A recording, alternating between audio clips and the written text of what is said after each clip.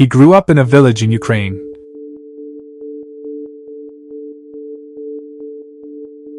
With no running hot water.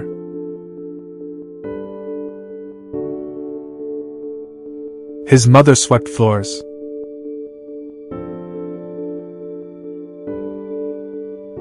He immigrated to America at 16, speaking almost no English.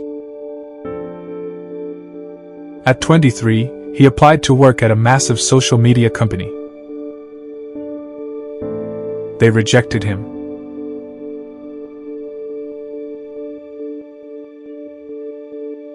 He applied to another tech giant. They rejected him too. 7 years later.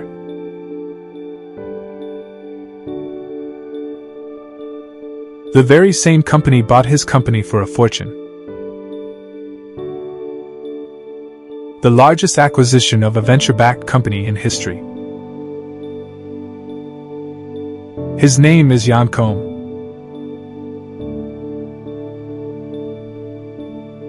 And this is the story of WhatsApp.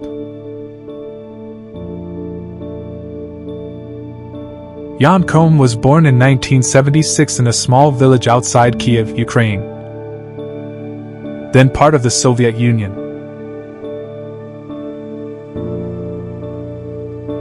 His family had no money. They lived in a one-room apartment. No hot water. The phone line they shared with neighbors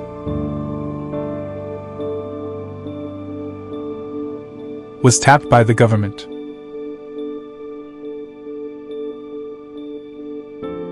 Let that sink in.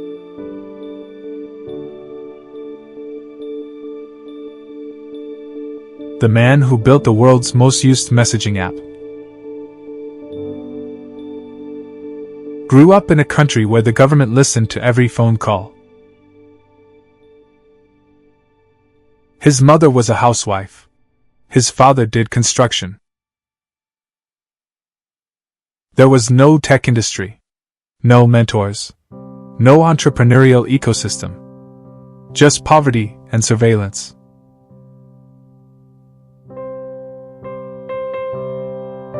In 1992, when Jan was 16, his mother made a decision that changed everything. She took him and emigrated to Mountain View, California. The heart of what would become Silicon Valley. They arrived with nothing.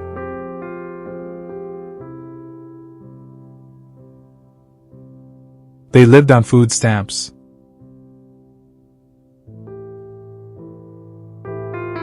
His mother cleaned houses to survive. They couldn't afford furniture. Jan taught himself computer networking from used books he bought at a thrift store. Not a coding bootcamp. Not Stanford. Thrift store textbooks and library internet. At 18, he enrolled at San Jose State University. He worked as a security tester during the day.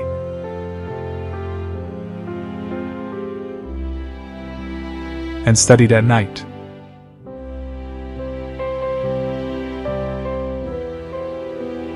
Then his mother was diagnosed with cancer. She died a few years later.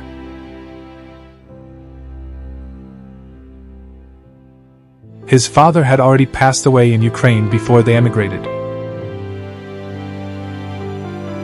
By his early 20s, Koum was alone.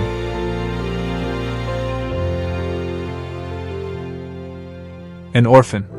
An immigrant.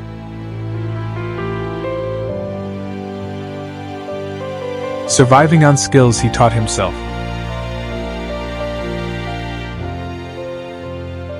In a country that was never supposed to be his.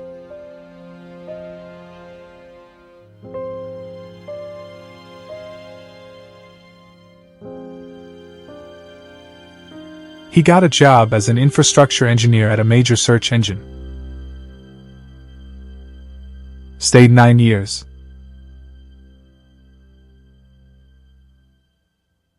Quiet. Reliable. Not the flashiest person in the room. Not networking. Not building a personal brand.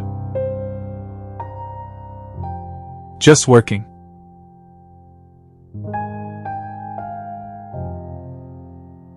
By 2007, he was burned out.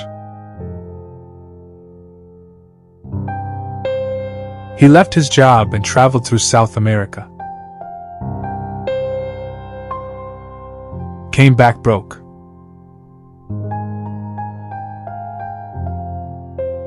Applied to the 2 hottest companies in tech.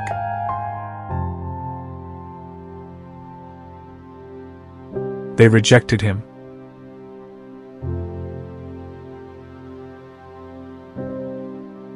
Another rejected him.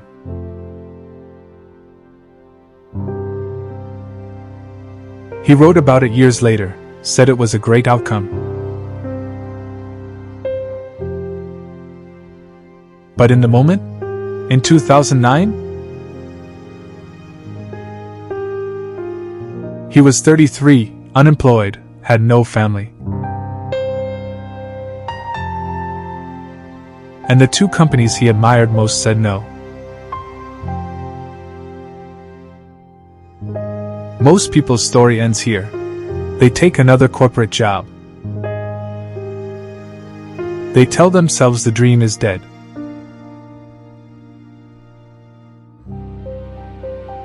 They settle.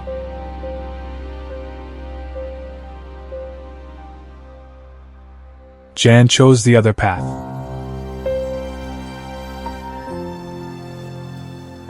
In January 2009, Jan bought a smartphone. He saw the newly launched App Store and had one thought. What if there was an app that just showed a status next to your name? So people know if you're available, in a meeting, at the gym. Without having to text everyone.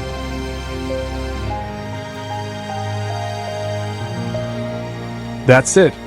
That was the original idea. Not messaging. Just status updates next to your phone number. He called it WhatsApp, a play on What's Up. Incorporated it on his birthday, February 24, 2009. His co-founder was another ex-engineer,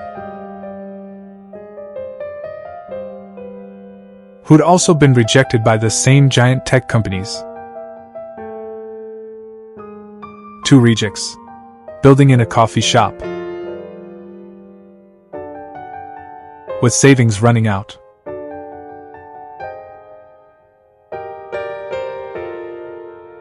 No venture capital. No famous advisors.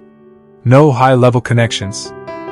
Just 2 guys who'd been told no by everyone and decided to build something anyway. But here's what nobody expected. When push notifications were invented in 2009, the app accidentally became a free messaging app. People started using the status feature to send messages to each other. Jan saw the usage data and pivoted instantly. Within months, 250,000 users. Then 1 million. Then 10 million. All with 0 advertising. 0 marketing budget. Pure word of mouth.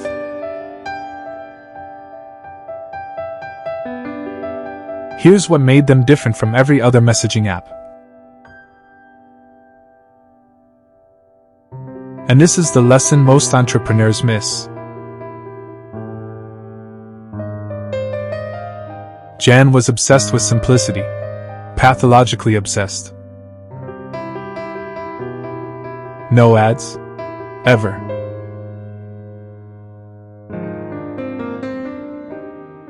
He grew up under Soviet propaganda.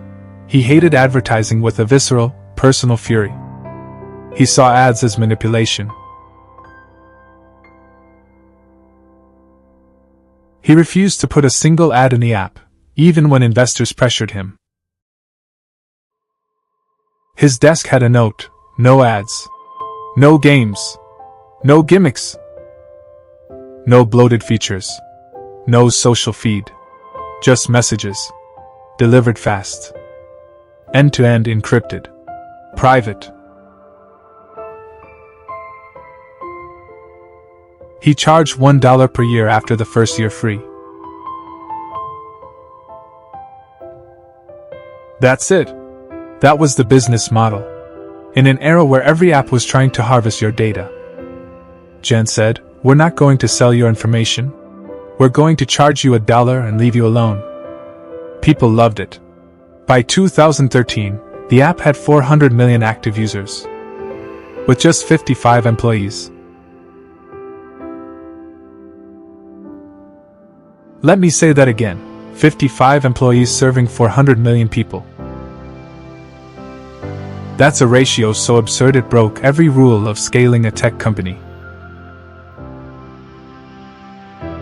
In February 2014, the billionaire founder of the company that rejected him came to him with an offer.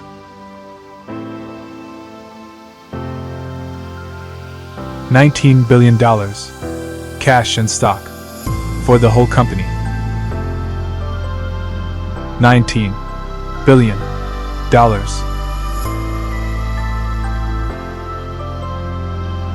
It was the largest acquisition of a venture-backed company in history.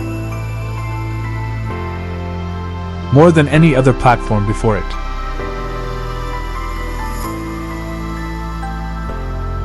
Jan's personal share? $6.8 billion. The kid from a village in Ukraine. The immigrant on food stamps. The orphan who taught himself coding. The man who was rejected by their hiring team. Just sold his company to them for more money than most nations' GDP. And the first thing he did after signing?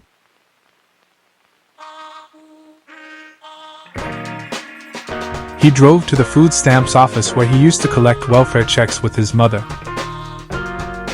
He sat in the parking lot and posted a photo. No caption needed.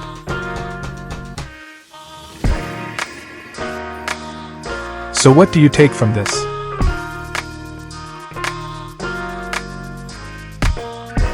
Not build an app and become a billionaire. That's the wrong lesson. Here's what Koum actually teaches you. 1. Your starting point is irrelevant. He started with literally nothing. Immigrant. Orphan. No connections. No safety net. If he can build from there, your excuses are exactly that. Excuses. 2. The people who reject you often end up paying for it. They said no to hiring him. 5 years later they pay billions for his work. Your rejection isn't failure, it's fuel. 3. Don't build the most feature-rich thing. Build the simplest thing that works. He won against hundreds of competitors with more funding and features. Because it did one thing perfectly. Fast. Private. Done. 4. Everyone told him to add ads. The entire tech industry. He said no. He had a principle and he refused to compromise it. That conviction, that willingness to say no when everyone says yes, is what separates builders from followers. 5. And this is the one most people don't want to hear.